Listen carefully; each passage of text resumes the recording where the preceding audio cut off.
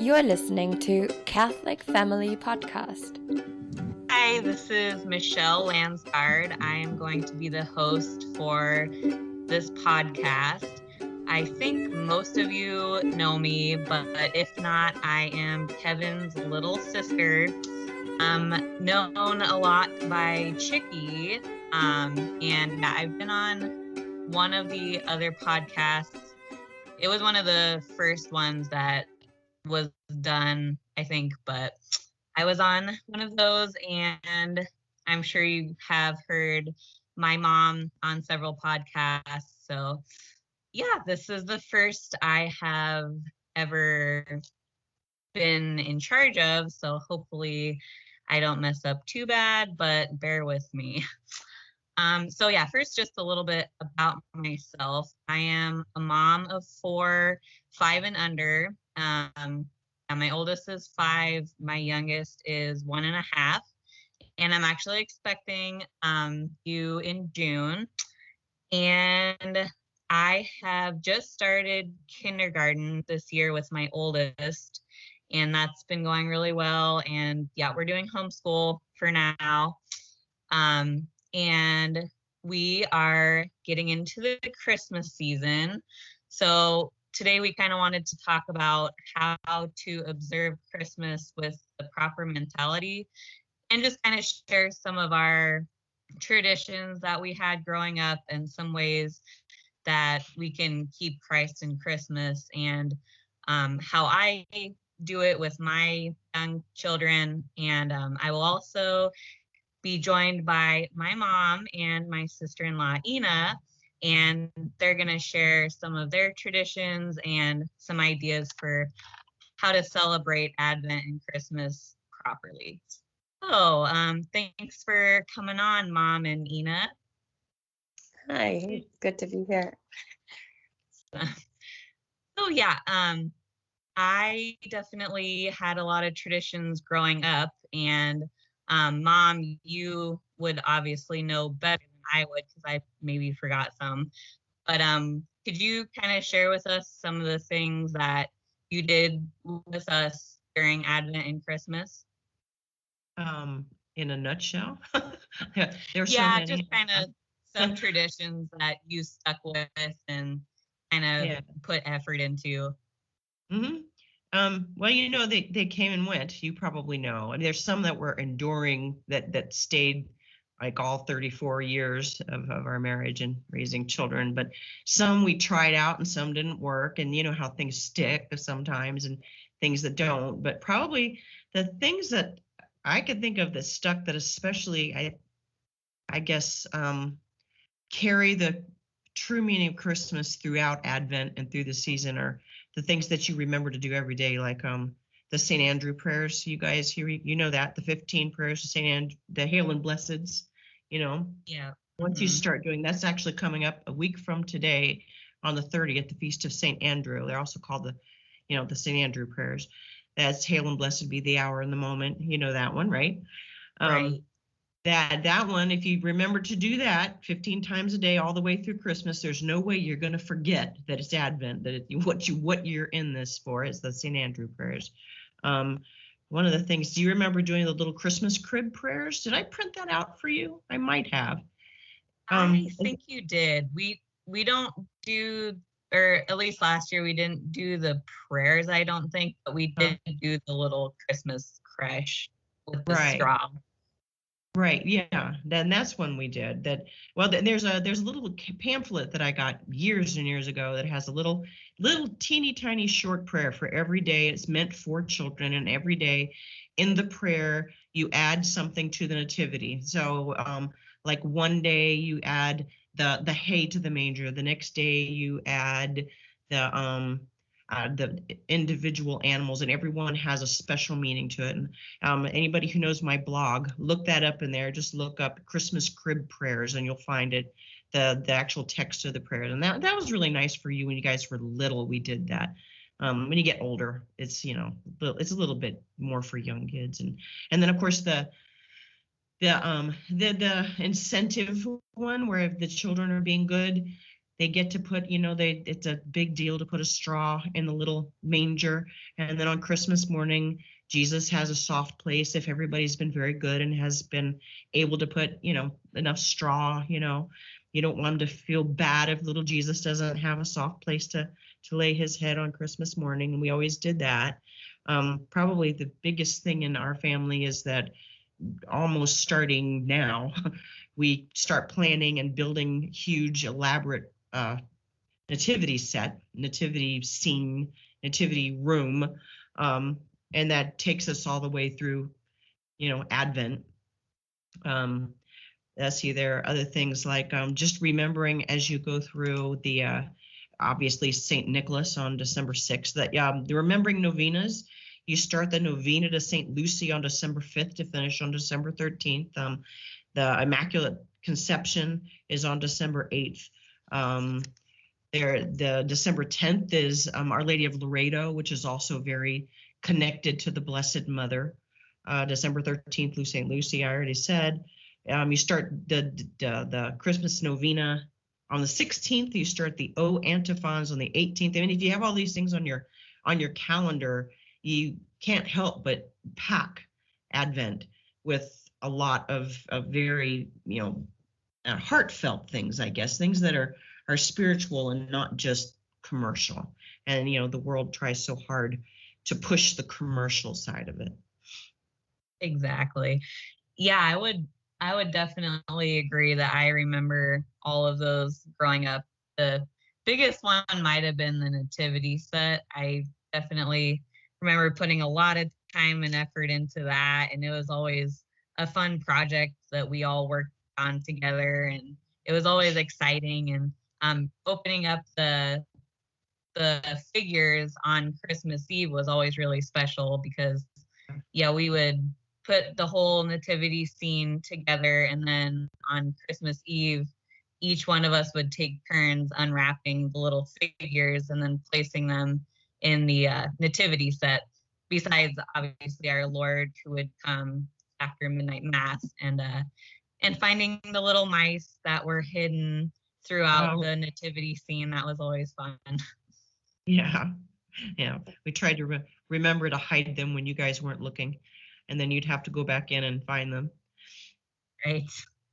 Yeah, and I'd like to add another one. We definitely like the Advent wreath, like singing the O Come Emmanuel and doing the candles for that. And that was one that the girls absolutely loved. They got so into it, and I mean, some days they would kind of fight over whose turn it was to blow out the candles, but that's just nature of the beast. But yeah, besides that, they love the singing and the lighting of the candles and blowing out the candles. It's definitely interactive and something that they really enjoy. Yeah, visual. Right. Yeah. Yeah, we tended to we didn't do it every meal. We know families that would light the candles at every meal, and some years we kind of did that, but I always wished that we had done it every night at dinner time, and not just on Sundays, which is what we tended to do, was just to do the ceremony on Sundays. But you can do it either way. Right. Yeah, it's easy to forget. We kind of did it last year, just after or during night prayers. We would light the candles, and then after night prayers we would sing and blow out the candles. But yeah, I've heard of people doing it during dinner, which is also a really cool way to do it. But yeah, there's no wrong way. It's all good. We love that too, and we actually started the same thing. We just also did it at night prayers, and there's also I read like there's a spiritual meaning to it, because you have kind of the feeble light of the candle, and we would turn all other lights off, and then that's a symbol and a reminder of mankind's spiritual darkness during Advent. And I think that it's always like a really cool atmosphere. And then singing O Come Emmanuel, and it's really nice. Oh, I like that. Wow, that's a neat idea to turn off all the lights. That makes it all the more dramatic. And yeah, it's really symbolic too. That's a great idea. Yeah. Yeah. So Ina, did you have any more like traditions that you celebrated growing up or that you're incorporating into your family? I'm definitely starting out like I'm a mom of an almost 2-year-old for those who don't know me. And so it's just all starting. Like I think this will be it's her second Christmas, but this time she'll actually, I think, perceive it a little more.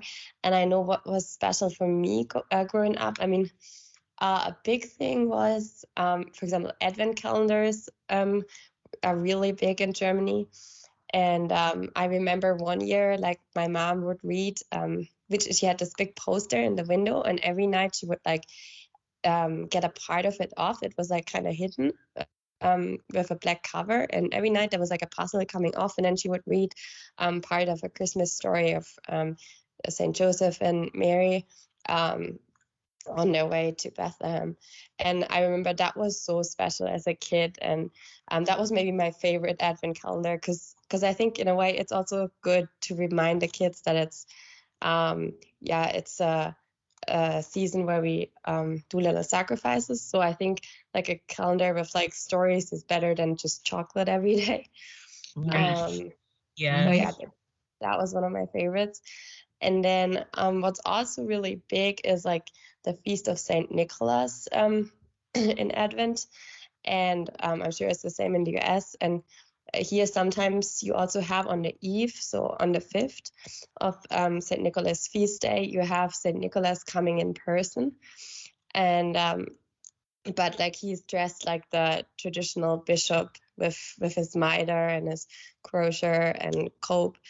And he actually is accompanied by Knecht Saint Ruprecht, who who's kind of there to punish the naughty kids.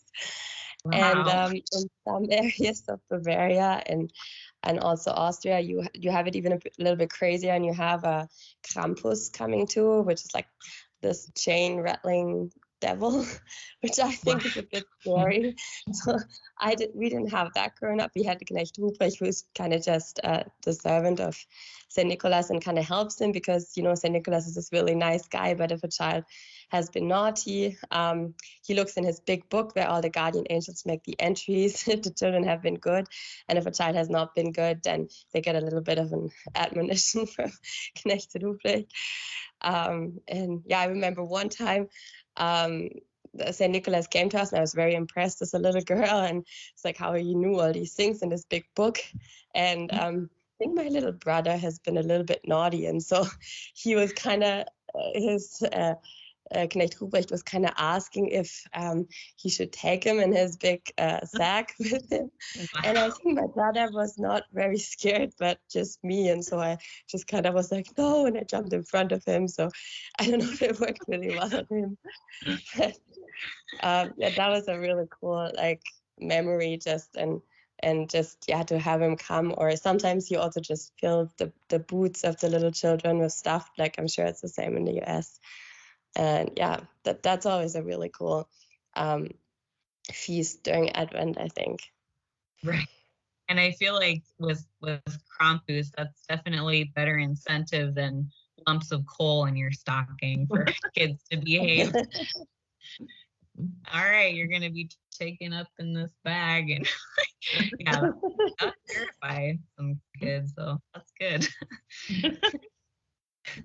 Do you celebrate? I was reading the other day, I'm pretty sure it's the Feast of St. Barbara, which is on the 5th, where it said in this book, there's little children, the youngest of the family wears a crown of lit candles, which is dangerous, but, and they wake up everyone in the house with coffee and cinnamon rolls. And is that St. Lucy? Okay, maybe it is St. Lucy. St. Lucy, yeah. Okay, that just sounded like a really. We did that one year. Don't you remember that? But we didn't put real candles. No. Yeah, we did that one year. 1 year. But it was supposed to be it was supposed to be the oldest daughter, and I made you and Sister Antonia do it. And you didn't have. We just put a string of lights around your head. You don't remember that? I must have, yeah, that one. Yeah, but we only did it once because it didn't seem very fair. Right, exactly. No, I could see that one turning into fights and arguments, but Yeah. it seemed like a kind of a different one I hadn't really heard of. So yeah, I thought that one was kind of neat. But yeah, I like the Saint Nicholas ideas.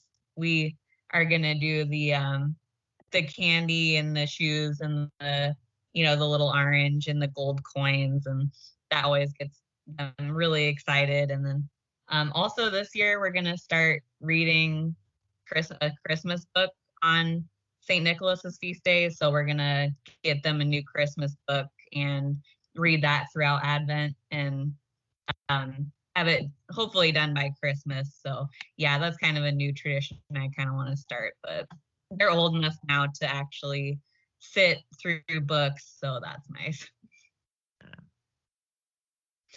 Um, That so sounds really yeah, fun. with everything going on right now, it's crazy how commercialized Christmas is. I mean, it's been like that forever, but this year it really struck me because I saw so many Christmas decorations out the day after Halloween, and I was like, oh my goodness, is it always this bad? It just struck me like that's crazy. It's 2 months before Christmas and everyone's celebrating already. Like, I heard somebody speculating on that, Michelle, that they're people are just trying to cheer themselves up, which right. kind of Yeah. makes sense. Yeah, I get it.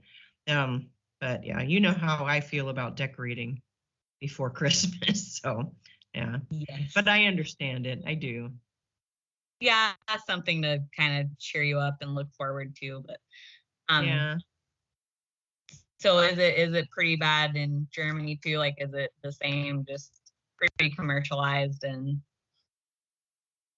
Yeah, I think definitely in the stores, they start selling all these Christmas cookies and everything already now and since a while. And I think obviously it's all about shopping and right.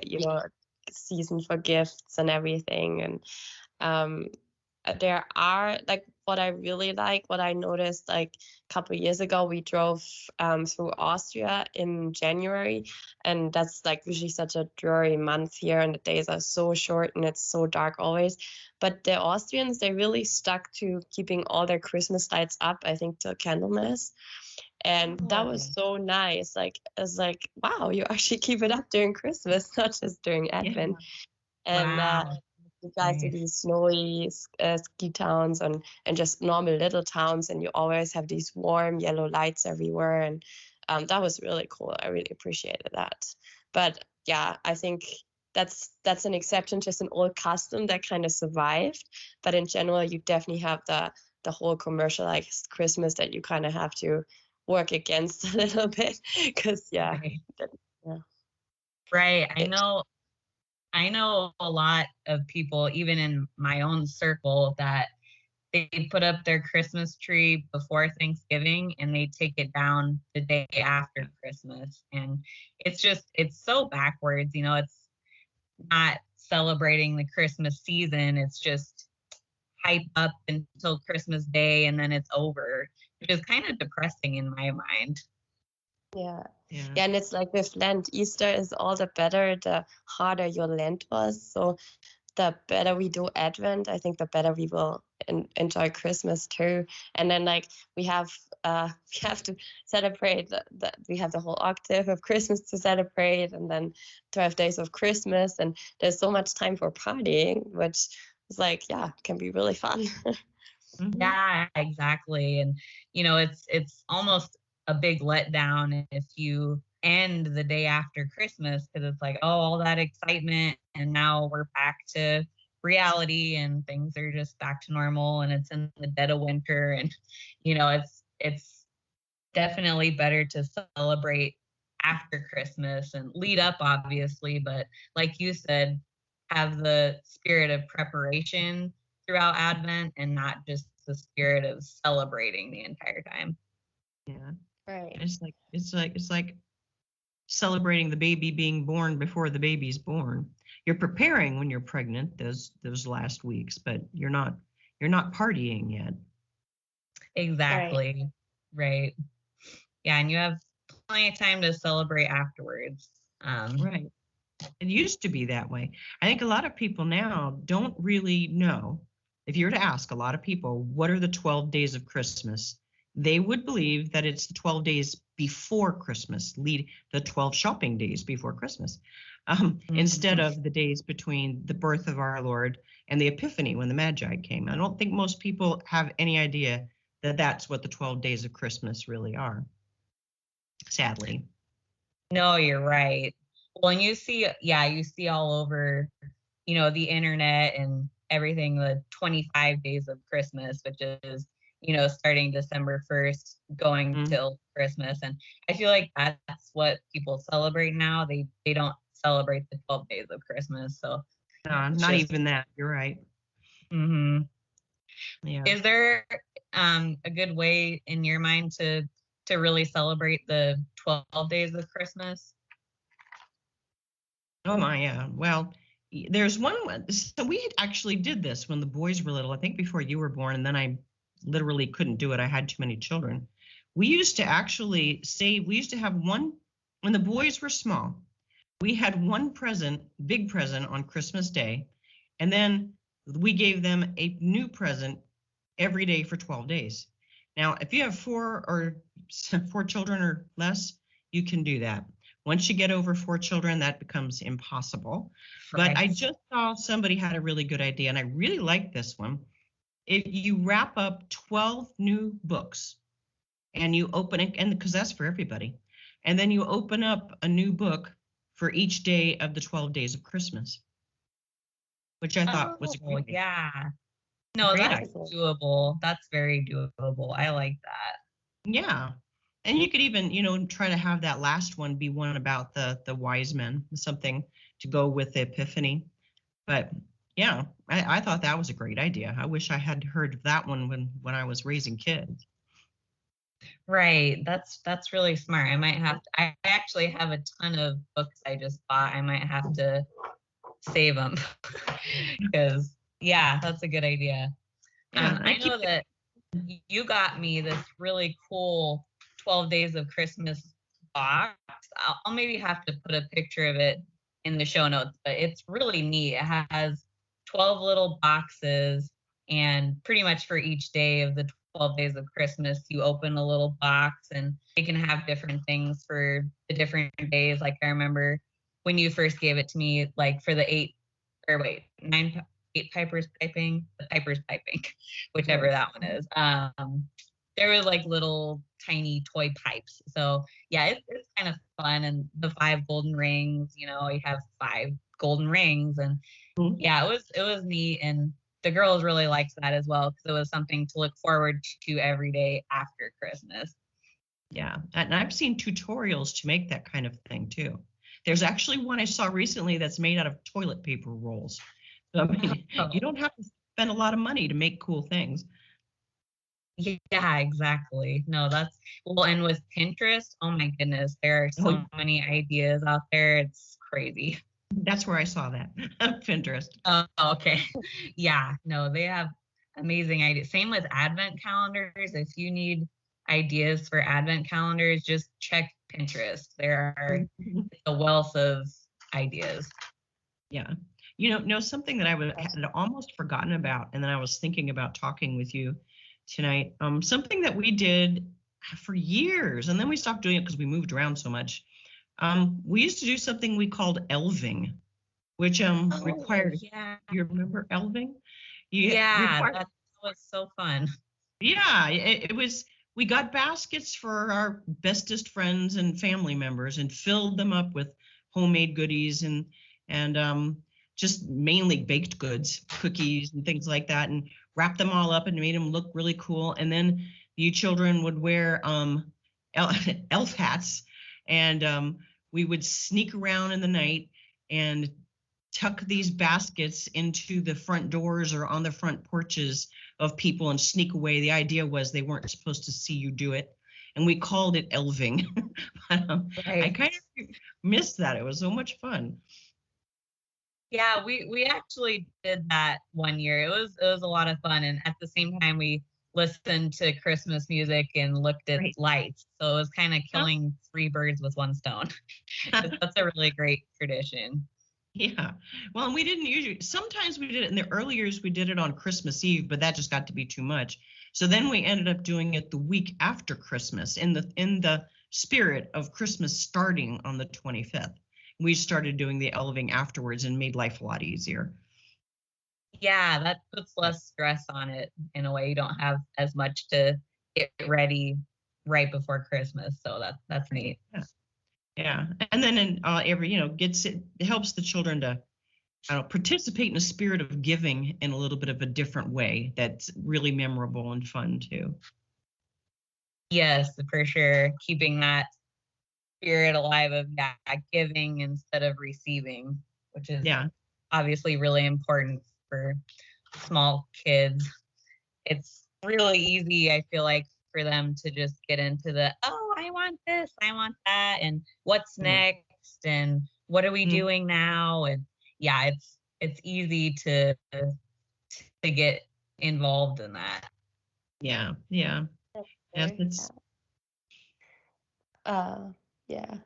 What we did, I don't think last year because we just moved, but the years before, to celebrate the 12 days of Christmas, we just had the whole parish over on one of these 12 days after, and we just had a big party, and we prepared a lot of games that you could play with the kids and the adults at the same time, and it was like huge fun. And then you can have like mulled wine and Christmas cookies. We're not sick of them yet because we didn't have them all of Advent, so that was really cool. And I think that was also a really neat way, just have company over and just like-minded people and just really celebrate. Great. Yeah, that's a good idea too. And yeah, you always have a ton of sweets and everything, so that's the best if you can share them and kind of get them out of your house a little faster. But no, that's great. That's a great thing to do. So I was gonna ask you guys how you feel about gifts for others and your children.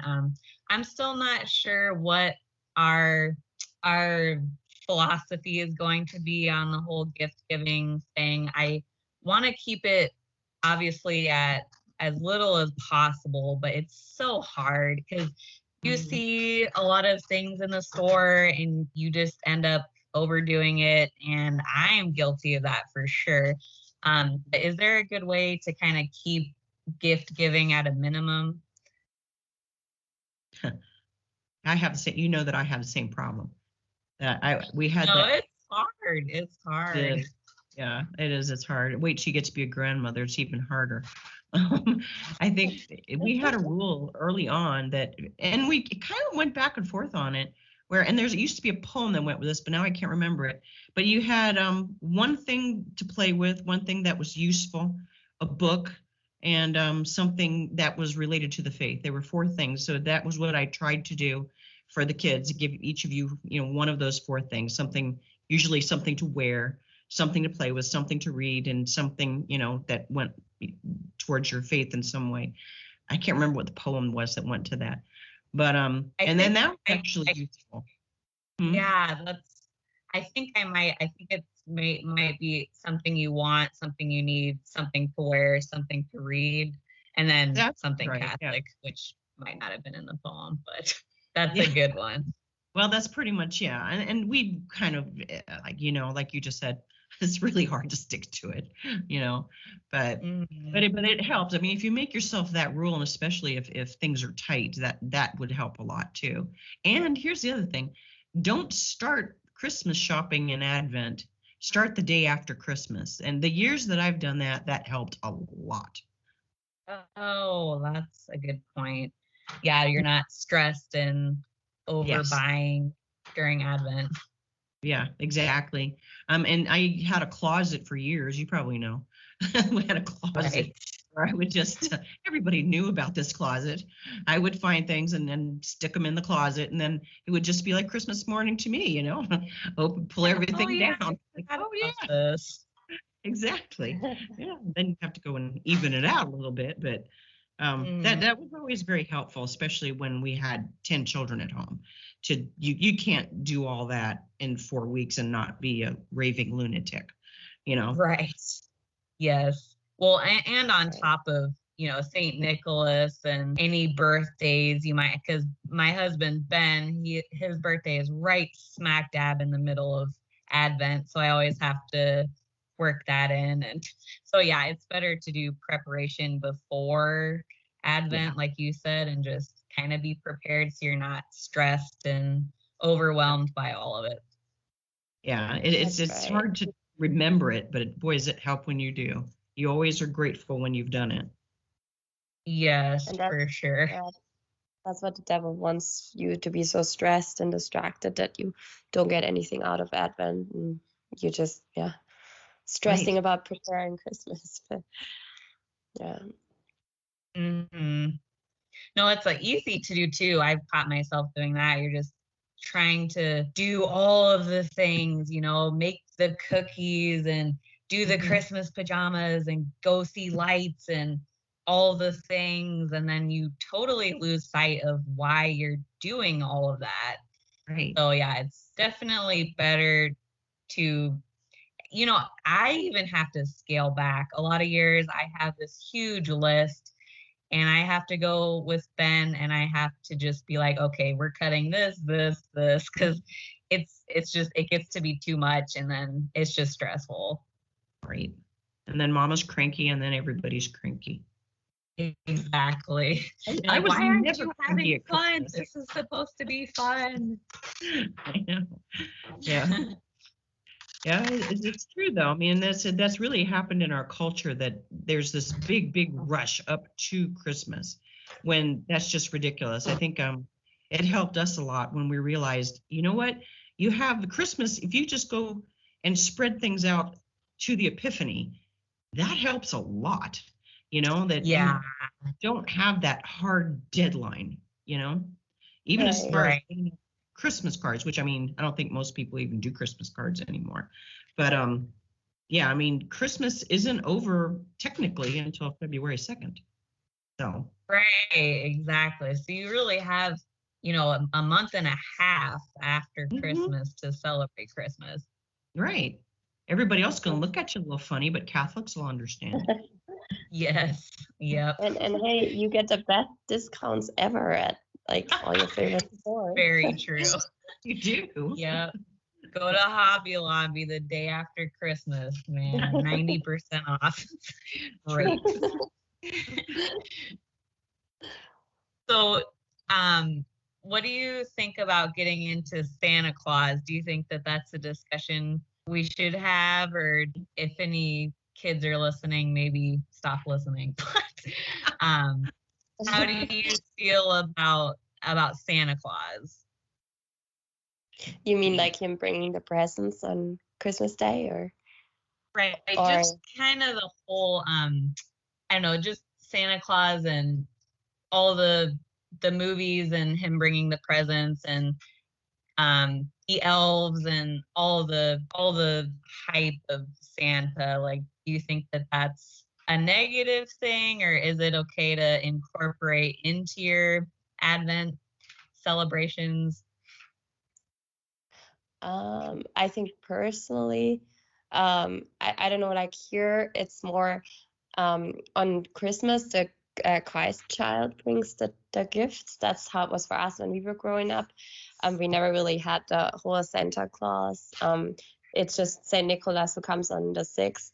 But on Christmas, it was always a Christ child. And that was really cool. But we're not completely decided yet if we're going to do that, because, maybe, I don't know. On one side, it's very nice. On the other hand, we're still debating if it's better to don't even invent something for the children and just tell them the truth straight up. I think for some children it's probably nice, and for some it would be they wonder why you would tell them that, and I don't know. We haven't quite worked that out yet, but I'm not a huge fan of the whole Santa Claus at all. And I wonder what Saint Nicholas would think or I thinks up there know. in heaven, seeing what we turn him into. I don't know. I I don't know. think he'd be very flattered. Right. I Exactly. I think St. Nicholas is nothing like Santa Claus, you know? yeah, I think it's a big distraction myself. I think that people have the idea that you take the magic out of Christmas if you take Santa out of Christmas, when what they're doing is depriving themselves and their children of the real magic of Christmas, which is the birth of Christ. There's so much in the Christmas story that's the most heavenly kind of magic, real magic, that when you distract it with a story. And I didn't keep you children from watching the odd Christmas cartoon. But I didn't tell you that it was real, that it was true, and that it was pretend. Like Bugs Bunny, it's pretend. And it's okay to pretend, no problem. But it's not something that I think is wise for your children's real spiritual development to focus upon. And anytime you tell your children a fib, you pay for it in some way. And nobody even Right. wants to say that out loud, but let's be real. You want your children to know that they can trust you, and that you're not going to say something to them, especially as important as this is in the life of a child, that's not true. And not only that, but I don't think it's right to make children believe that all the hard work and sacrifice the parents have done to put on Christmas is just out of nowhere and doesn't require thanks. I mean, have you ever heard of a kid sending a thank you card to Santa Claus? You know what I mean? It's I think that teaches a lot of subtle but important things that aren't necessarily good things, And we always had, can you do tell me, Michelle, did you have fun growing up at Christmas time?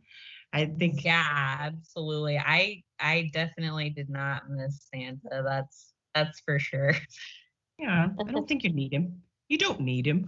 I think people think you need him, but you don't. That's not the real fun of Christmas. The real fun of Christmas is family doing fun, cool things together. It's all about the sugar, really. About and it's about our Lord. It's about, oh my goodness sakes, midnight mass, especially as you get older, and the beauty and the magic of midnight mass. I mean, I get goosebumps just thinking about it. When you don't see 5 or 6 small children whining in the pew next to you, it's a lot more fun, moms. But yeah, we probably won't make midnight mass for a while. That's okay. Yeah, it's beautiful. Yeah, well, Christmas morning mass is pretty cool too. I always actually kind of enjoyed Christmas morning mass. But and to draw the real importance of the feast day around mass on Christmas is huge, right. and it's spine-tingling. If you've prayed on it and thought on it and read on it and lived it properly through Advent, then Christmas Mass is the culmination of the whole feast, really. And if you've done it right, you know it as a parent, and you know it as your own self, your own human self, when you have really done Christmas well by treating it as something other than a commercial enterprise, and a stress thing where you have to get everything on your list done. And trust me, that is hard, because been there, done that. I could be one of the most stressed out moms you ever met at Christmas time, right, Michelle? Well, yep. But you knew when you did it right. It's like, bingo, I got it this time. Yes. Yeah, for sure. You definitely get that climax. And similar to Easter, when you've had a good Lent, there's that climax of the glory of Easter. And same with Christmas. If you had a really good Advent, you have that amazing climax at midnight mass. Yeah, there's nothing to compare that with. Yeah, and it's something to go for. That's what we should be striving for, to get that ourselves. And if mom gets that, then and pretty much everybody else in your family will too, whether you like it or not. You are the ringleader, and if you are getting it, then chances are good that the family as a whole, you're always going to have a couple, issue kids, but the family as a whole is going to get it too. And in the big picture, they're going to understand what Christmas is really about. Yes, exactly. Oh, and yeah, you don't have to, make up things and do Santa, like to have really, really good Advents and Christmases and memorable and magical, like you said. It's just have to, remember what it really is all about. Yeah. And so it's a lot more satisfying. And then you don't get to December 26th and have that huge letdown. Yeah, exactly. Yeah. Totally. Yeah. So I wanted to ask, and then we'll probably wrap it up, but is there any good book or movie recommendations that you have for Advent or the Christmas season? I think we've mentioned it before, and I know you both have mentioned it. I really love the Around the Year with the Von Trapp family, and she just has a great mix of traditions to make it fun, and there are recipes in there and songs, and it's really cool to read. And it's mixed from the Austrian and the American traditions kind of together. And that's like one of my favorite books, just to map out the year with different customs and traditions for a family. Yeah, I love that book. I definitely agree. I feel like many of our traditions growing up, and also now my traditions I am doing with my family, have come from that book. It's really good. It has so many ideas that, I mean, I haven't done all of them, obviously, but she just has amazing ideas and really, really Catholic. So that's always the best part, is it's so Catholic. It just keeps the whole atmosphere very solemn and holy and fun at the same time. Yeah. That was a formative book for us when we found that book. When Kevin was a baby is when we found that book. Yeah, I agree 100%. I don't know if I could. Very good. And then even for my own use, are there any good Advent books for just spiritual reading, like for moms, or not even for moms, just for adults, I guess? I read I copied out a book called Spiritual Steps to Christmas. I don't have the title of it with me right now. It's online if you just look for it, because I literally made a blog for it. So it's written out online. It's called Spiritual Steps to Christmas. That was written right after World War II, which is weirdly pertinent today, especially today. Speaking of wartime, it's weirdly pertinent. But that one's really good. And I know that there are other, doesn't St. Francis de Sales have sermons for Advent? I know he's got one for Lent, but I think he's got one for Advent too, doesn't he? Oh, that's good to know. I wouldn't be surprised. I've definitely read the Lent one, but that would be great if there was an Advent one too. There's also The Day Christ Was Born by Jim Bishop, who I don't like it as well as The Day Christ Died for Lent, which is my all-time favorite reading for Lent.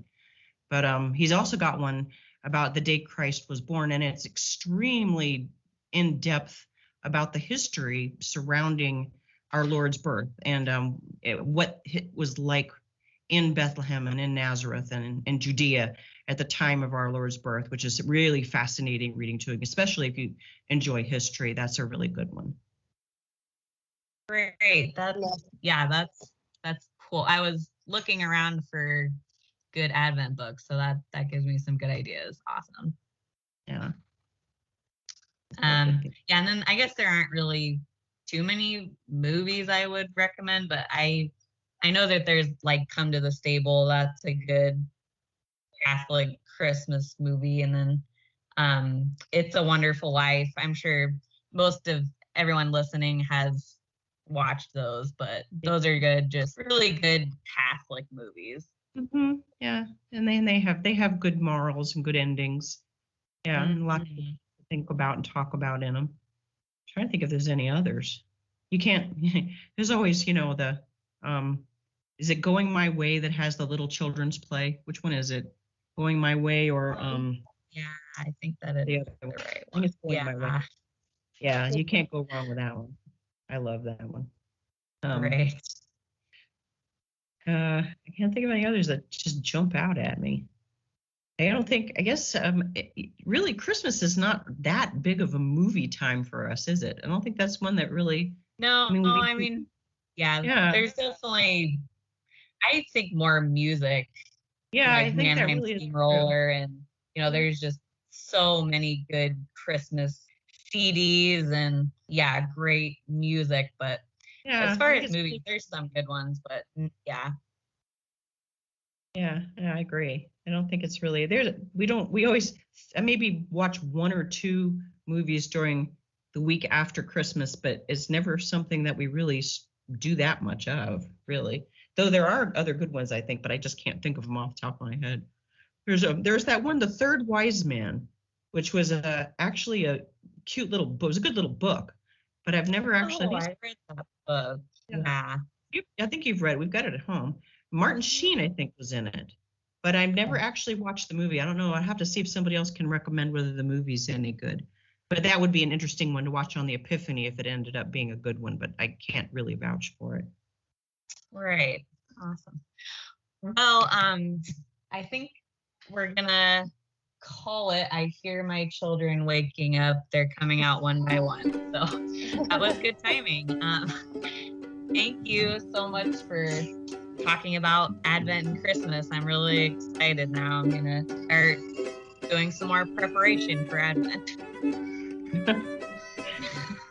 Oh, I hear them. Yep, there they are.